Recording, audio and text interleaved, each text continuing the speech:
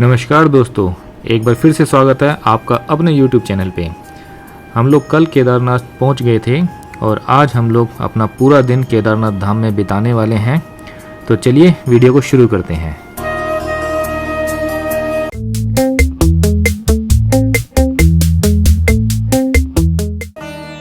हम लोग हैं केदार धाम में और ये सामने जो रेड कलर की हट दिखाई दे रही हैं, ये है स्वर्ग रोहिणी कॉटेज जिसमें रात हमने गुजारी थी।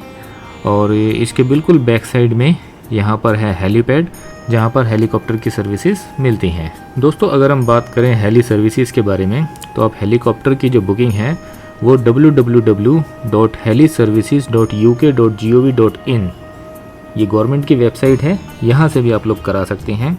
यहाँ पर हेलीकॉप्टर से पहुँचने के लिए आप चाहें तो हेलीकॉप्टर जो है बुक कर सकते हैं गुप्तकाशी से, फाटा से या फिर सरसी से। अगर आप गुप्तकाशी से केदारनाथ के लिए राउंड ट्रिप लेते हैं तो उसका फेयर है 7,750 रुपये। फाटा से केदारनाथ का राउंड ट्रिप का जो फेयर है वो है 4,720 रुपये। और अगर आप सरसी से केदारनाथ आते हैं तो उसके राउंड ट्रिप का जो फेयर है वो है 4,680 रुपये। ये है स्वर्ग रोहिणी कॉटेज। ये जो कॉटेजेस हैं ये GMVN के द्वारा ऑपरेट किए जाते हैं। यहाँ पर आपको डॉर्मेट्री रूम भी मिलेंगे और फैमिली रूम भी मिलेंगे।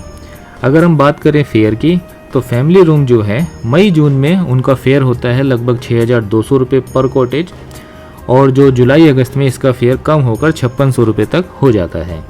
जहाँ तक बात है डॉर्मेट्री की, मई जून में इसका जो फेयर है वो है 1,000 रुपीज़ पर बेड, जो कि जुलाई में कम होकर 900 रुपये प्रति बेड हो जाता है।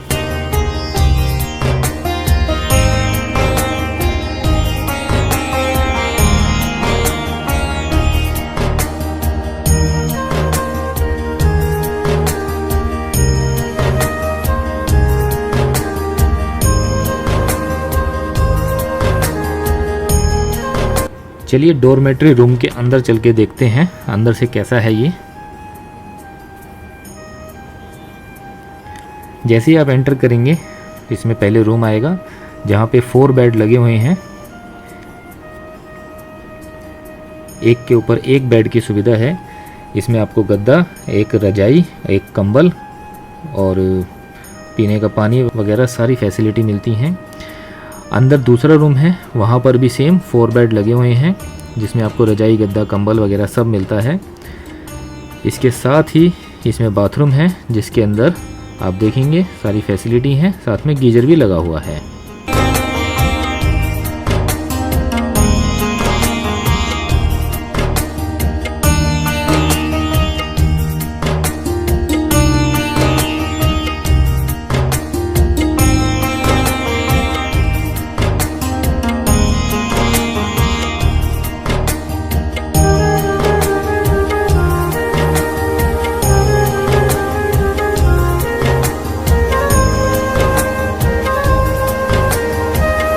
जैसे ये स्वर्ग रोहिणी कॉम्प्लेक्स है, ऐसे ही थोड़ी सी ही दूर पे यहाँ पर एक नंदी कॉम्प्लेक्स भी है, वो भी GMVN का ही कॉम्प्लेक्स है।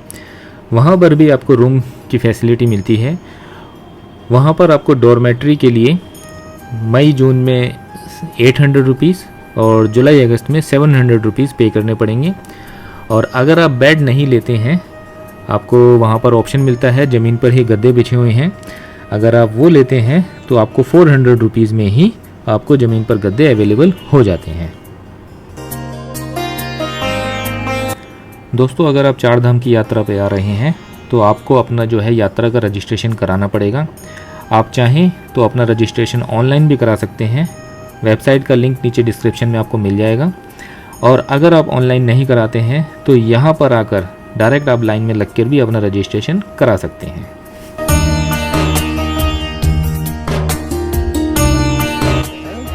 सर, हम पहुंच चुके हैं जय बाबा केदारनाथ धाम। हम यहाँ से चढ़ाई स्टार्ट करेंगे।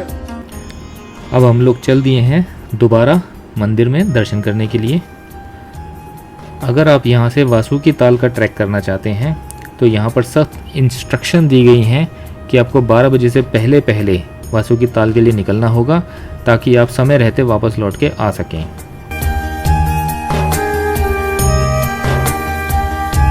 यहाँ पर मौसम का कोई भरोसा नहीं है, कभी भी बारिश हो सकती है। इसी चीज़ को ध्यान में रखते हुए प्रशासन ने पूरे रास्ते में यहाँ पे रेन शेल्टर लगा दिए हैं ताकि यात्रियों को बारिश से कोई भी असुविधा ना हो।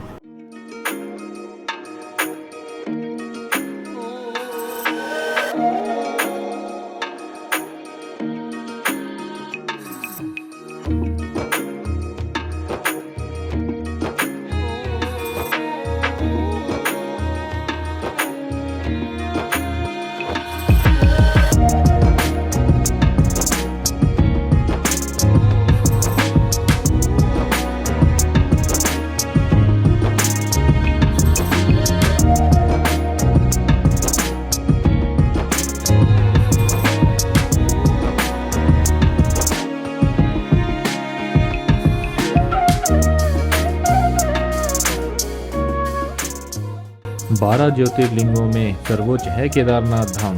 कहते हैं कि केदारेश्वर के प्राचीन मंदिर का निर्माण पांडवों ने करवाया था।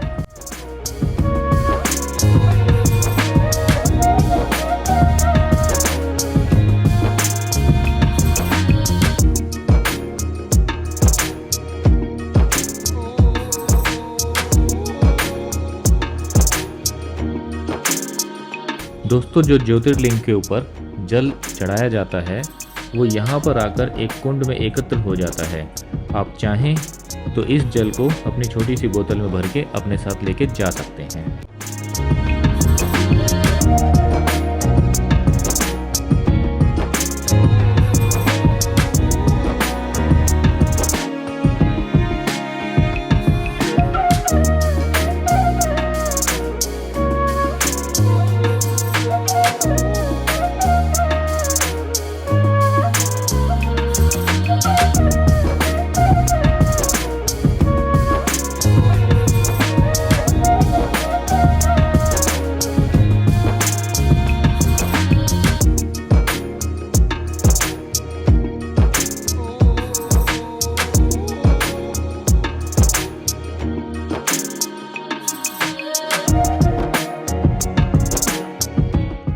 2013 में केदारनाथ में आई भीषण प्राकृतिक आपदा के बारे में कौन नहीं जानता। उस प्राकृतिक आपदा में कई हजार लोगों की मृत्यु हो गई थी। इस आपदा में केदारनाथ मंदिर को तो भीमशिला के चमत्कार के कारण कोई नुकसान नहीं हुआ, लेकिन उसके पीछे आदि शंकराचार्य की जो समाधि थी वह पूरी तरह से नष्ट हो गई।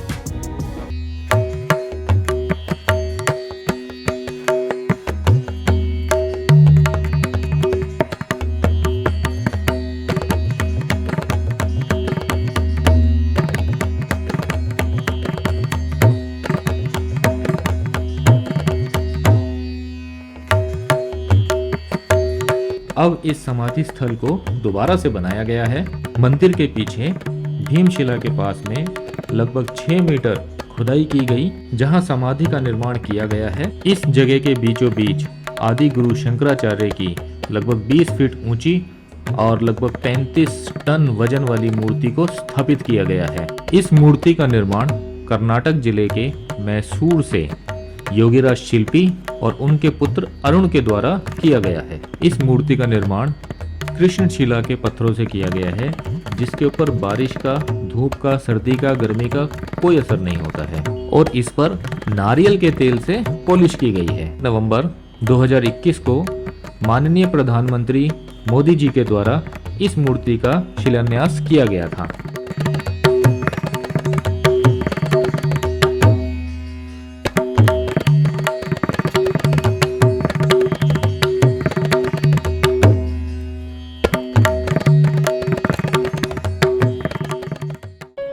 आदि शंकराचार्य जी के दर्शन करने के बाद अब हम लोग चलते हैं बाबा भैरवनाथ जी के दर्शन करने के लिए।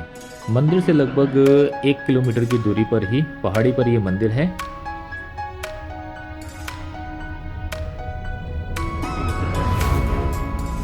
इस पहाड़ी के ऊपर से केदार घाटी एक नज़र में पूरी दिखाई देती है। दोस्तों, यहाँ जरूर आइए, इस पॉइंट को मिस मत करिएगा।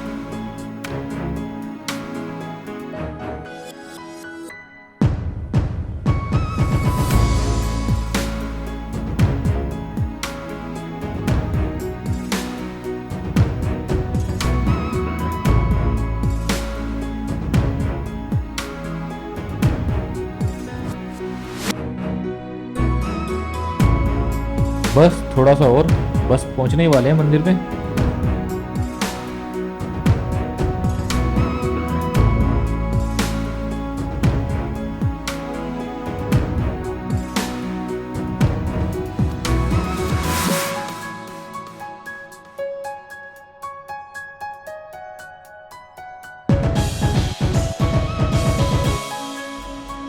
दोस्तों अगर आप केदारनाथ आते हो तो बाबा भैरवनाथ के दर्शन बिल्कुल भी मिस मत करना। कहते हैं कि जब तक बाबा भैरवनाथ के दर्शन नहीं होंगे आपकी यात्रा पूरी नहीं होगी।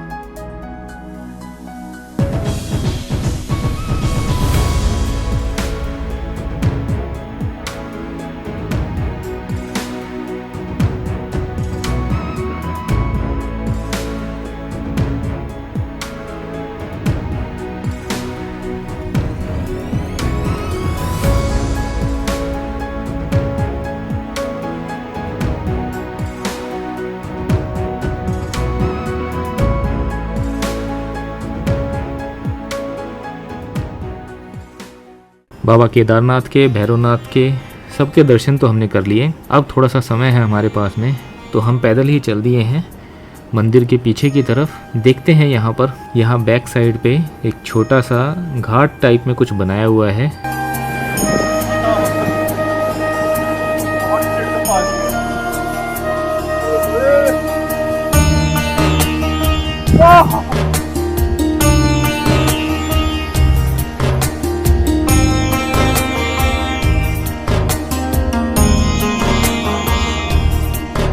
देखो इस बार भाई साहब बहुत ठंडा पानी है सीधा।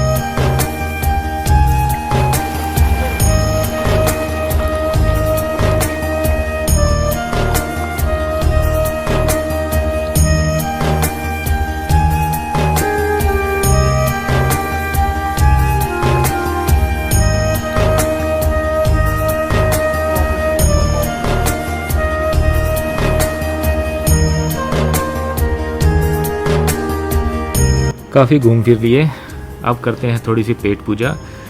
यहाँ पर ये भोला सरप्राइज़ रेस्टोरेंट है। जैसा कि आपको पता ही है पूरे ट्रैक के अंदर खाने पीने की कोई ख़ास ऑप्शन नहीं है आपके पास में, लेकिन आप यहाँ आ सकते हो। यहाँ पे आपको खाने पीने की अच्छी ऑप्शन मिल जाएंगी, आप आराम से अपना पेट भर सकते हो और खाना भी बहुत टेस्टी है।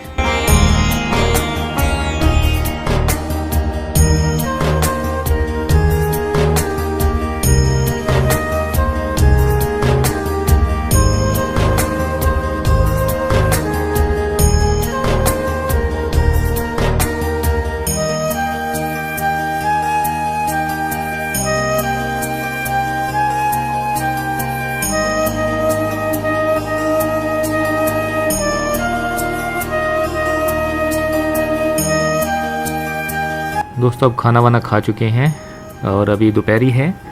अब वापस चलते हैं अपने रूम की तरफ, थोड़ा सा वहाँ पे रेस्ट करेंगे और शाम को दोबारा आएंगे शाम की आरती में भाग लेने के लिए।